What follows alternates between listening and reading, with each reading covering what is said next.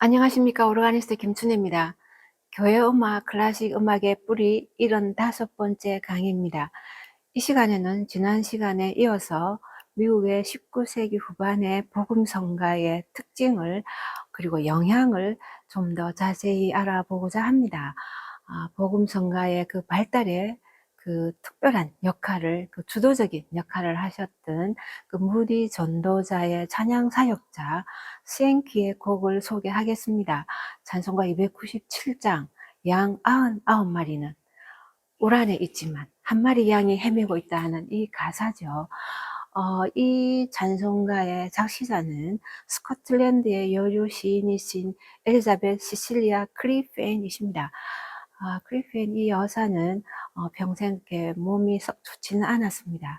그래서 한 38세로 생을 마감하신 아까운 시인이셨는데요. 어릴 때 그 부모님이 일찍 돌아가셨다고 합니다. 그래서 좀 불우한 생애를 보내셨고, 그렇지만 학교에서 가면서 그 청명함이 아주 드러났다고 합니다. 그 선생님의 사랑을 받으면서 또 시를 접하게 돼서 이제 문학 쪽으로 이렇게 열성을 붓기 시작했다고 합니다. 많은 그 독서를 좋아하셨고 또 혼자서 이렇게 사색하시는 그런 분이셨다고 합니다. 그래서 평소에 많은 사람들에게 별로 알려져 있지 않았다고 합니다. 그렇지만 그 짧은 생애이지만 좋은 시들을 많이 작시하셨는데요. 그럼에도 불구하고 출판되었지만 또 이렇게 크게 주목은 받지는 못했지만 바로 그 미국의 그 복음성가가 발달하면서 이분의 좋은 찬양시들이 빛을 보게 된 것인데요. 우리 찬송가에 이 찬송가뿐만 아니라 주 십자가 그늘 아래 나으시기 원하네 따라라라라 이 찬송가도 전형적인 그 십자가 구원에 대한 그 복음적인 그 찬송시잖아요. 그래서 아주 좋은 그 복음시를 많이 쓰셨는데요. 이분의 성품이 굉장히 온화하셨다고 합니다. 그래서 그 시의 그 표현 방법도 아주 자세하면서 섬세하고 그 서정적인 그런 모습을 담고 있는데요. 이분의 그 독서와 그 묵상을 통한 간증과 체험과 그런 고백들이 묻어나는 시라고 합니다. 이 시는 그래 보니까 그 친구를 위해서 썼다는 글도 있고 이분의 오빠가 캐나다에서 돌아가셨는데요. 그 오빠를 위해서 쓰셨다 하는 그런 기록도 있었습니다. 어떤 과정을 통했든 이 좋은 시를 바로 무디 생기 이분의 그 전도자, 그 음악자의 그 음악을 통해서 우리에게 이렇게 귀한 찬송으로 남겨진 것 같습니다. 이 찬송시는 그 여러분이 아시는 대로 우리 성경에 누가복음 15장에 어떤 사람이 양 100마리가 있는데 한 마리가 헤매고 있어서 그 99마리를 들여다 주고 잃어버린 이 한 양을 헤매고 있는 한 양을 찾으러 간다 하는 그 성경 구절을 그대로 이렇게 기초를 해서 5절로 만든 시입니다. 바로 이 작곡하신 스앵키인데요. 지난 시간에 많이 소개됐기 때문에 다른 부분을 조금 설명을 하면 이미 말씀드린 대로 이분이 30세에 그 YMCA 회장으로서 전국 모임에서 찬양을 했었는데요. 거기서 무디 전도자를 만났죠. 찬양 한 곡 보니까 카우퍼의 샘물과 같은 보혈은 이 찬송가였다고 합니다. 이 찬송가를 부르시고 나서 무디 전도자가 그냥 나와 함께 사역하자고 이렇게 해서 결국은 이분과 함께 사역하시게 됐고, 무디 전도자가 돌아가실 때까지 29년 동안 함께 찬양 사역을 하시면서 작곡도 하신 것이죠. 생키 이분은 보니까 평소 습관이 뮤직 스크랩북을 갖고 다녔다고 합니다. 그래서 좋은 시가 있으면 딱 이렇게 저장을 이렇게 그 노트 안에 딱 넣어놓고, 그 다음에 어떤 영감이 떠오르면 이렇게 막 이렇게 좀 적어 놓고, 나중에 시간 되면 이렇게 다시 이제 본격적으로 쓰시기도 하고, 그러면서 바로 즉흥적으로도 이렇게 그 곡을 쓰시기도 했답니다. 바로 불러서 곡이 된 것도 있다고 하는데요. 바로 이 찬송가입니다. 이 찬송가가 바로 즉흥적으로 시를 놔두고 이렇게 부른 찬송가를 하는데요. 생키의 대표적인 찬송가입니다. 이 부인도 남편의 제일 유명한 찬송가가 뭐냐 이러면 99 이렇게 얘기했다고 합니다. 99.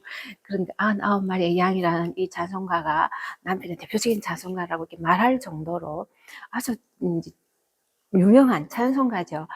이 과정을 보니까 무디 전도자와 이 생기가 함께 이제 영국 그 복음 집회를 가셨죠. 가셔서 이제 스코틀랜드 지역을 돌다가 그 기차에서 이제 신문이 하나 있어서 신문을 봤다고 합니다.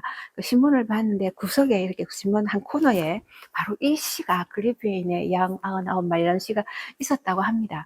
그래서 생기가 너무나 좋아서 무디 전도자에게 이것이 좋다고 이렇게 얘기를 하니까 당시 무디 전도자는 시카고에서 온 무슨 그 편지를 읽고 있었다는 글이 있습니다. 그래서 뭐 그런가 이러고 말았던 것 같습니다.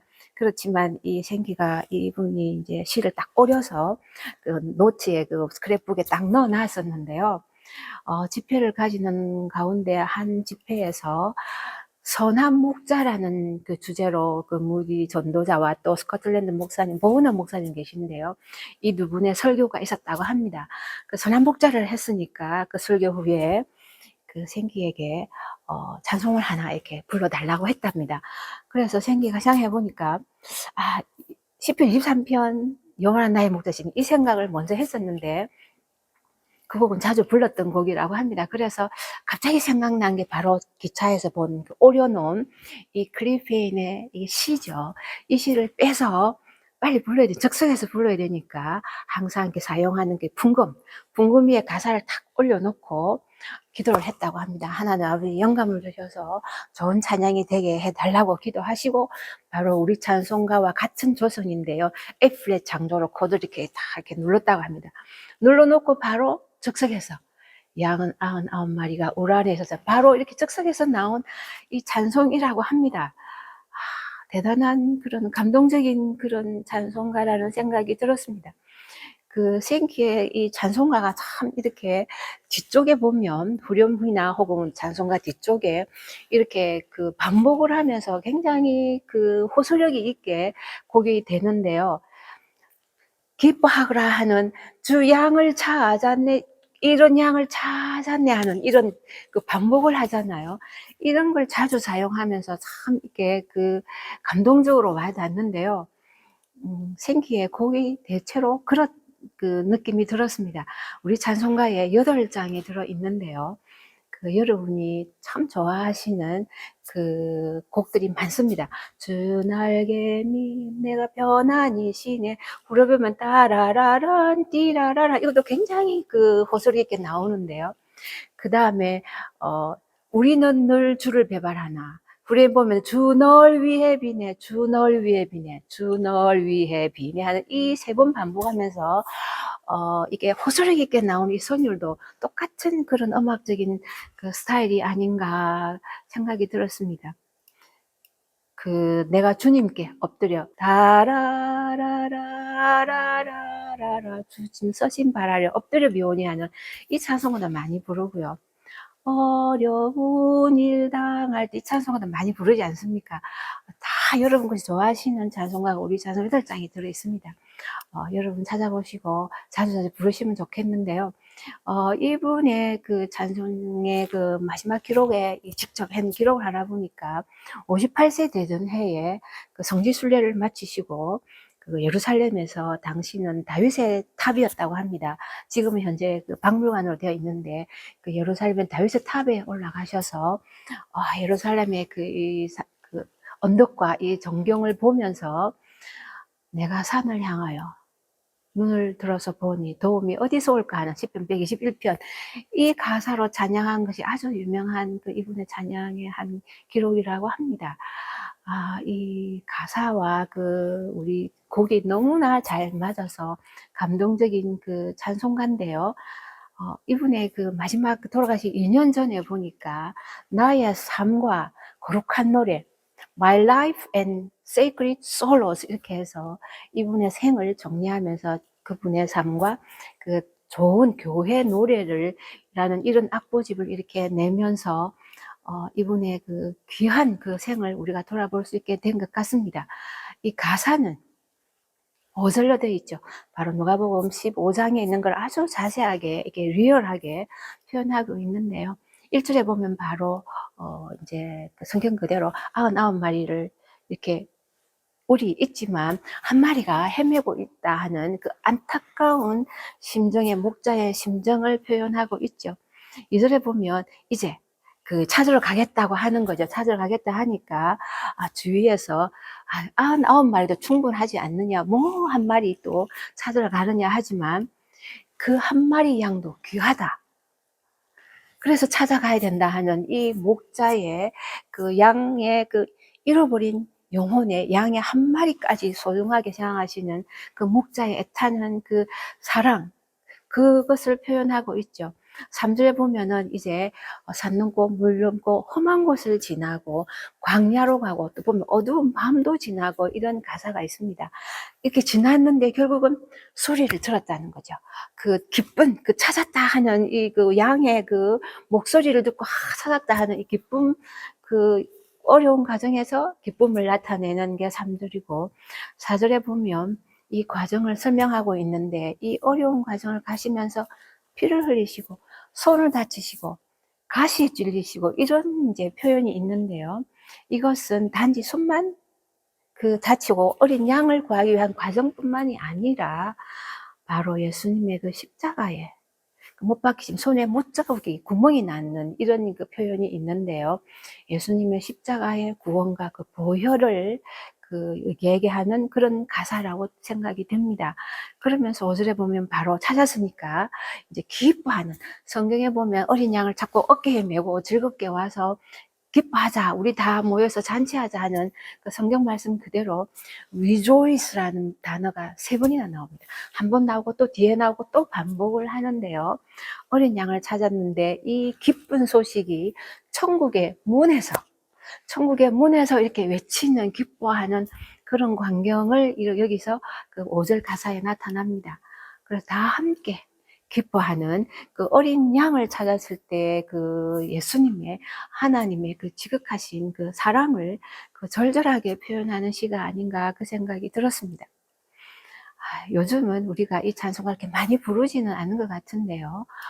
교회에서뿐만 아니라 사실은 우리 모두가 개인이 이 세상에 잃어버린 그 영혼들, 그 헤매고 있는 그런 영혼들에 대한 우리의 그 마음이, 그분들을 구하고자 하는, 복음을 전하고자 하는, 구원을 초청하고자 하는 그런 마음이 우리에게 늘 있어야 되지 않을까 다시금 생각하게 되는 찬송가 같습니다. 찬송가 다시 한번 들어보겠습니다.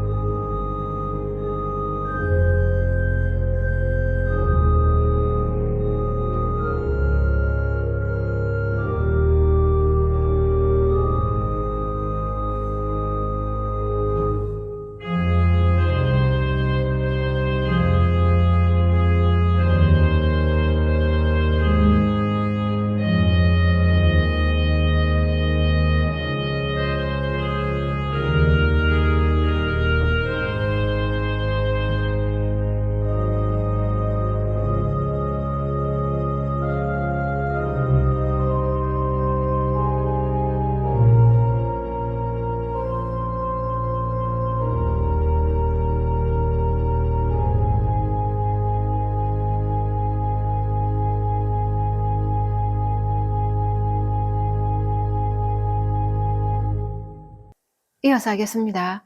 19세기 후반에 미국에서 발달한 이 복음 성가는 그 미국의 큰 영향뿐만 아니라 교회 음악 전체에도 큰 영향을 주는 음악이 되었습니다. 한 음악학자에 의하면 가장 미국적인 음악이다, 이렇게 복음 성가를 평했는데요. 19세기 후반은 사실은 미국은 그 다이나믹한, 어떻게 보면 아주 다양한 그 음악적인 그 상황이 펼쳐지고 있었습니다.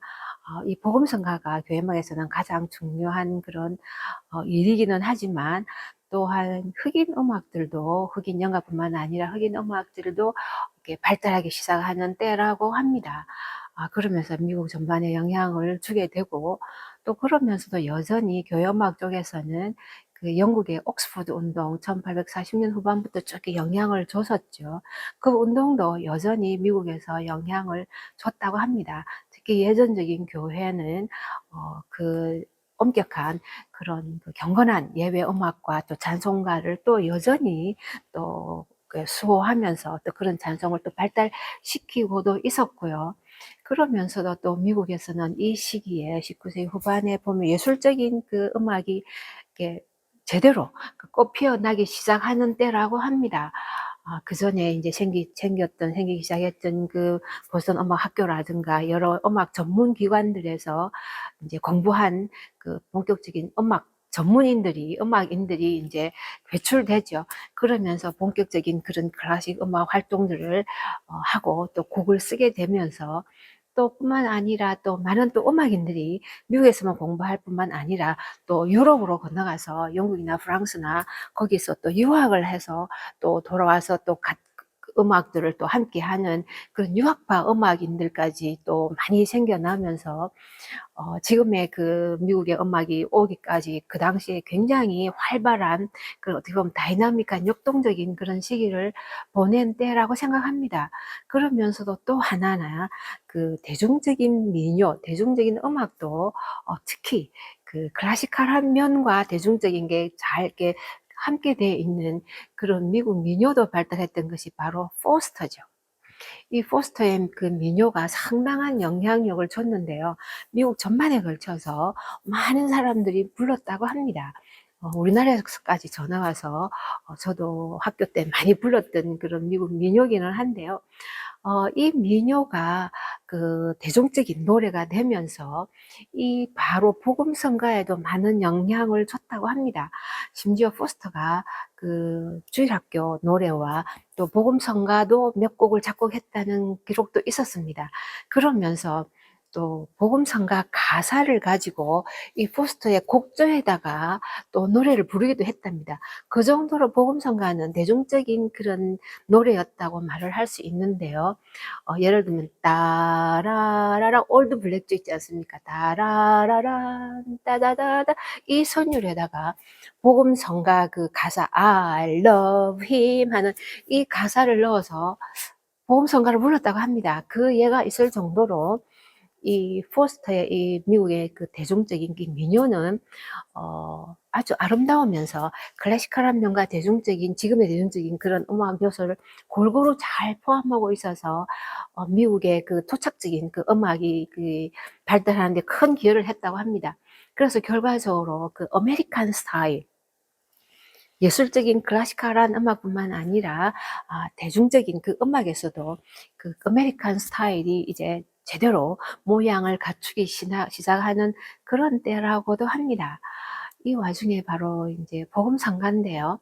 복음성가의 이 특징을 이제 말씀을 드리려면, 우리가 기존에 불렀던 그 예배용 찬송가와 비교하면서 설명하면 훨씬 쉽게 다가오기 때문에 기존에 우리가 전통적인 찬송가와 비교하면서 복음성가의 특징을 말씀드리고자 합니다. 복음성가와 찬송가의 가사에서 차이는 여러분도 아실 것 같습니다. 찬송가는 찬양이죠. 예배죠. 이게 중요한 것이 바로 찬송의 대상이잖아요. 찬송가의 그 대상은 하나님이죠. 하나님께 영광만, 목적은 하나님께 영광을, 찬양을 드리는 것이잖아요. 그렇지만 복음성가는 하나님께 영광보다는 믿지 않는 자들에게 구원을 초청한다든가, 아니면 믿는 사람들의 심령을 더 뜨겁게 변화를 줘서 부흥의 마음을 주는 그러한 그 감성적일 수도 있는 그런 전도, 부흥의 그 가사잖아요. 대상이 사람이죠. 그래서 이런 가사의 차이가 있습니다. 오로지 찬양과, 직접적인 찬양과 또 복음성의 경우는 사람에게 주는, 사람에 초청하는, 사람을 향하는 이런 노래라는 것이죠. 그래서 작시자도 다릅니다. 대체로 전통적인 찬송가는 그 성직자들이 많습니다. 목사님들이 많았습니다. 그분들의 그 깊은 묵상 가운데 성서적일 수도 있고 아니면 교리적일 수도 있고, 이런 가사를 이렇게 굉장히 심오하고 깊이 있게 가사를 쫙 이렇게 대부분 그렇게 쓰셨죠. 그렇지만 복음성가의 경우에는 이제 일반인들, 평신도들도 많이 쓰셨다는 겁니다.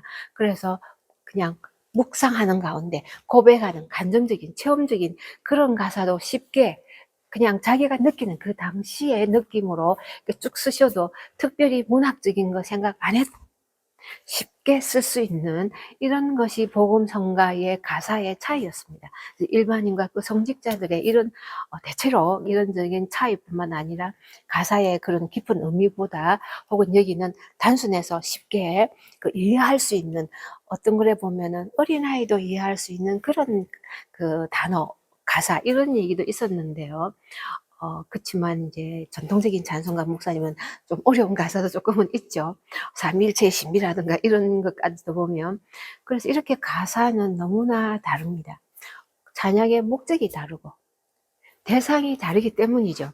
그러면 음악은 어떻겠습니까? 당연히 또 목적이 하나님이 대상이 아니고 인간인 대상인 경우는 음악도 당연히 달라지겠죠.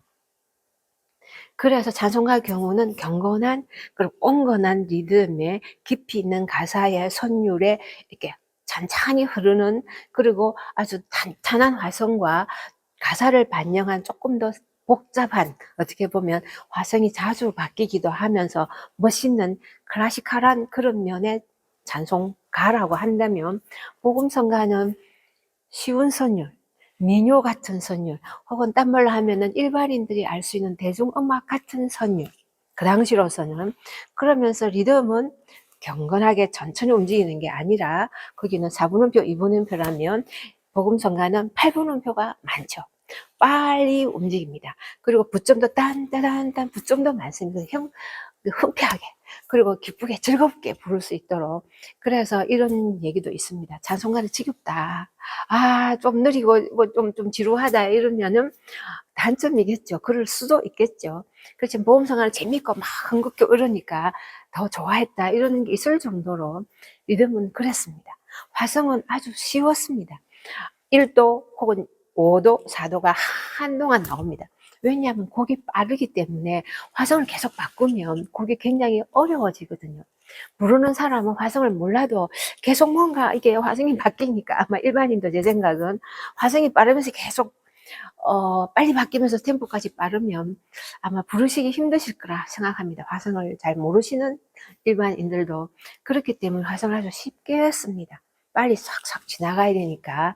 그런 간단한 화성들과 그 조금 더 그 다양한 화성으로 해서 깊이 있게 그 가사를 표현하고자 했던 그 찬송가의 그 찬양의 그 경건한 리듬에, 이거는 차이가 있겠죠. 그래서 복음성가는 전체적으로는 이렇게 단순한 것을 추구합니다. 그러면서 감성적인 것을 추구합니다.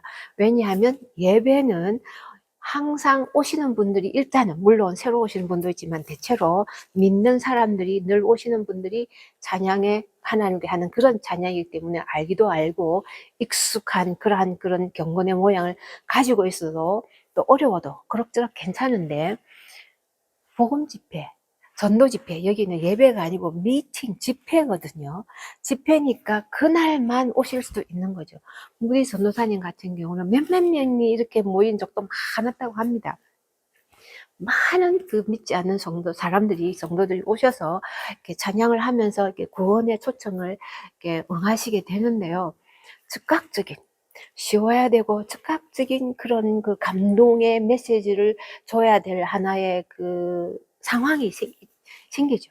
그러다 보니까 음악도 거기에 맞게 쉽고 부르고 쉽게 부르고 쉽게 배우고 쉽게 익히고 잘 따라 부를 수도 있고 그러면서 빨리 감동도 오고 이런 것이었다고 합니다.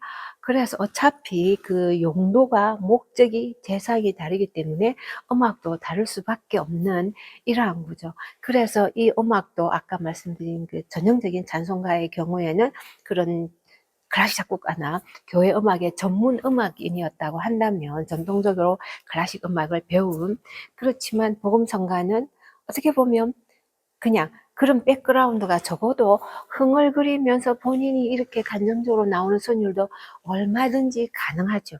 오히려 그랬기 때문에 일반인들이 쉽게 부를 수도 있었을 거라 생각합니다. 이런 그 서로의 그 차이야, 이 다름인데요. 이 다름을 통해서 하나님께서 원하시는 그 다른 영역에서 봉사하는, 섬기는 그런 음악들이 되지 않나 그런 생각이 듭니다. 이 복음성가의 그 구조상의 하나가 있는 거는요. 찬송가는 대체로 절이 끝까지 쫙 1, 2, 3, 4, 4절 있습니다. 그럼 복음성가의 많은 복음성가는 후렴이 있습니다. 그 소개드린 당 99마리는 이것은 그 후렴이 없지만 대체로 이렇게 후렴이 많습니다.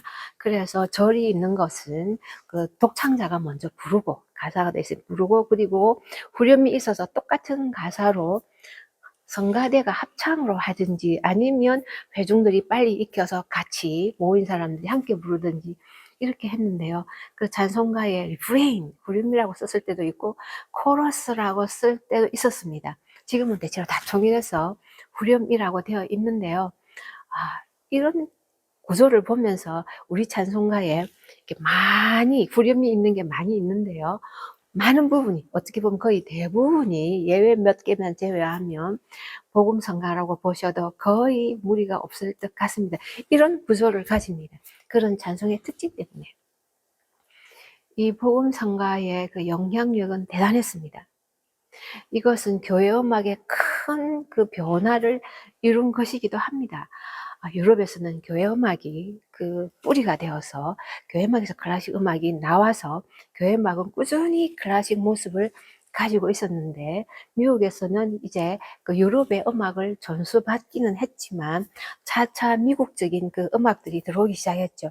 그래서 포킴이라는 것도 저번에 배웠고요. 민속 찬송가, 그러면서 민요풍의 찬송가 이런 찬송가들이 들어오면서 주일학교 찬송가가 또 생기면서 캠프 집회 찬송가들이 생기면서 그런 찬송가는 대체로 대중적인 그런 민요적인 편한 쉬운 곡들이거든요.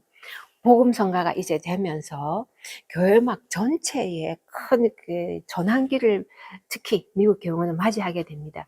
이것이 가장 영향을 많이 받은 나라들이 선교지, 피선교국들이라고 합니다. 미국에서 당시에 그 19세기 후반에 만들어진 그 찬송가를 가지고 미국 선교사님들이 각 선교지로 가실 때 그분들도 선교를 해야 되는 입장이잖아요. 복음을 전해야 되는 입장이니까 그 찬송가를 많이 가지고 가셨다고 합니다. 우리나라도 예외는 아니어서요. 선교사님들이 그런 찬송가를 다 갖고 오셨다고 합니다. 그래서 그 찬송가를 이렇게 도입하셔서 많이 불렀었는데 지금은 바로 그 찬송가 우리나라에 굉장히 많이 남아있죠. 거의 반될 정도로 많이 남아있는데요. 그래 보면은 오히려 미국에서는 복음성가가 출발했지만 지금 미국의 많은 교회들은 복음성가가 그렇게 많이 부분을 차지하지는 않는다고 합니다. 찬송가 안에는. 그런데 특히 예전적인 교회는 더 그렇게 많이 차지하지 않죠. 장로교, 감리교, 침례교도 복음성가가 그렇게 많이 차지하지는 않는다고 합니다. 물론 침례교는 조금 더 많다 이런 이제 그 글들이 있습니다. 그런 것 비하면 오히려 우리나라는 혹은 다른 나라의 그 비선교국에 한 그 찬송가는 미국의 찬송가보다 복음성가가 더 많이 들어있다 이렇게 평을 하거든요. 그래서 그것이 우리나라 찬송가의 지금 현실이 아닌가 그런 생각은 듭니다. 이 복음성가는 사실은 독창곡이었습니다. 그 독창자가 이렇게 절로 쫙 부르고 그리고 후렴이 이제 성가대가 하든 이제 그 모인 분들이 함께 하든 그 독창곡으로서 그 다음에 다 익혀서 이제 절까지 모든 절이 달라질 때만 익혀서 이제 모든 사람들이 함께 부르기 시작하는 시간이 좀 걸렸고요. 그러면서 바로 예배 찬송으로 이제 조금씩 들어오기 시작했습니다. 그래서 가스펠 힘이라는 용어도 이제 씁니다. 그 송이란 말은 사실은 독창이라는 말을 더 많이 쓰는 용어기는 하니까요. 이런 교회 음악에 이제 찬송가에도 예배 밖에서 집회에서 부르는 찬송가가 예배 안으로 들어오게 되는 이러한 변화도 맞이할 뿐만 아니라 이 복음 성가로 인해서 교회 음악 전반적인 영향을 주는 것이 또 성가대에도 영향을 줍니다. 성가대 음악도 정통적인 클래시컬한 음악뿐만 아니라 또 이런 대중적인 그런 복음 성가 스타일의 성가대 곡들이 또 쓰여지기 시작합니다. 왜냐하면 그 스타일에 익숙하니까 그 스타일을 좋아하게 되고 또 그런 스타일로 또 성가대곡도 막 쓰는 거죠. 지금의 우리 그 한국교회 성가대곡에 CCM 스타일의 성가대곡이 굉장히 많거든요. 그거하고 흡사하다고 보시면 됩니다. 그래서 클래시컬한 그 성가대 곡이 여전히 있지만 그 미국이 시작한 그 복음 성가 때문에 그걸로 인해서 성가대 곡까지 영향을 줘서 성가대 곡도 그런 유형의 곡들이 작곡이 되면서 지금까지 CCM의 영향으로 남아 있다고 볼 수 있습니다. 그 정도로 예배 음악에 혹은 그 교회 음악에 큰 변화를 이루었다고 할 수 있습니다. 그러면서 또 하나가 바로 이 복음 성가의 가수의 출연이기도 합니다. 그러면서 바로 이것은 바로 교회 음악이 대중음악으로서 다른 면모를 가지게 되는 것이기도 합니다. 교회 음악은 클래식 음악이었습니다. 사실은 지금도 여전히 클래식 음악이기는 합니다. 그 큰 하나로 보면은 그 안에 대부분은 클래식 음악이라고 할 수 있습니다. 그렇지만 교단에 따라서 교회에 따라서 교회 음악이 클래식 음악이라는 면모보다는 대중음악으로 이렇게 드러나 있는 교회도 상당히 많습니다. 제가 한때 강의에서 말씀드렸는데요. 제 수업에서 지금 현재 교회 음악이 클래식 음악이라 생각합니까? 대중음악이라 생각합니까? 하니까 그 음대 학생들이 수업을 듣는 음대 학생들이 바로 나오는 말이 대중음악이요. 교회 음악을 대중음악이라고 얘기를 했습니다. 클래식 공부를 하는 그 음대 학생들이 얼마나 놀라울 정도인지 좀 쇼킹한 저한테는 충격이기는 했는데요. 사실은 교회 음악은 더 많은 부분이 클래식 음악이고 그 다음에 그 중에 한 일부분이 그 대중적인 음악의 요소는 가지고 있다고 이렇게 말하는 게 저는 타당하다고 생각하는데요. 어쨌든 이 복음 성가로 인해서 교회 음악의 이 대중적인 교회 음악이 많이 발달하게 된 것인데 이 안에서 바로 복음 성가 가수입니다. 그래서 복음 성가 독창자들이 그 대중 가수처럼 스타가 되고 콘서트를 복음 찬송, 복음 성가 연주회를 콘서트를 가지게 되는 그런 집회 성격이기는 하지만 또 콘서트처럼 하게 되는 미국에는 이것이 조금 더 심화되어 있는 모습이었습니다. 실제로 그분들이 대중 가수로서 그러면서 복음 성가 전문 영역에서 이렇게 하는데요. 대중음악에도 보면은 복음 성가 가스펠송의 한 부분을 이렇게 탁 차지하고는 있습니다. 대중음악을 나누는데 보면은 그러면서도 이 복음 성가 혹은 CCM은 교회 음악에서도 한 부분이고 대중음악에서도 한 부분, 어떻게 보면 세상과 이렇게 딱 연결고리가 되는 부분이기는 해서 제가 생각할 때는 장점도 많다고 생각합니다. 하지만 여전히 이것은 하나의 공통 부분일 뿐 이것이 전부가 되는 것은 아니라 생각합니다. 앞으로 또 복음성가에 대한 이런 특징적인 것을 작곡가를 통해서 자성가를 소개하면서 더 얘기할 기회는 있는데요. 우리가 교회 음악을 생각하면서 어떤 음악을 우리가 더 육성하면서 그러나 또 다양한 음악을 또 우리 용도에 맞게 적절하게 또 사용하면서 고르게 균형을 잡힌 그 교회 음악 안에서 각각 다른 영역에서 또 하나님의 일을 할 수 있는 음악으로 발전할 수 있을지 우리가 생각하게 되는 것 같습니다. 우리 성경에 보면 바울 서신에 보면 시와 찬미와 신령한 노래라는 단어가 나옵니다. 시는 시편 시일 대체로 말을 하고요. 찬미연은 이제 창작 찬송가를 많이 일반적으로 얘기합니다. 신령한 노래는 자유로운, 즉흥적인 이런 그 노래라는 의미로 독창의 가능성이 많다고도 얘기를 하는데요. 꼭은 아니겠지만 지금 복음성가는 아마 이 신령한 노래라는 의미에 해당하는 그러한 장르로 출발한 것 같습니다. 이제는 예배 용도로도 사용되기는 하는데요. 그만큼 우리가 다양한 그 넓혀서 그 예배 음악의 그 장르를 생각하면서 또 그 안에서 또 적합성도 함께 생각하면서 균형 잡힌 교회 음악, 균형 잡힌 찬송가를 부르셨으면 좋지 않을까 그런 생각이 들었습니다.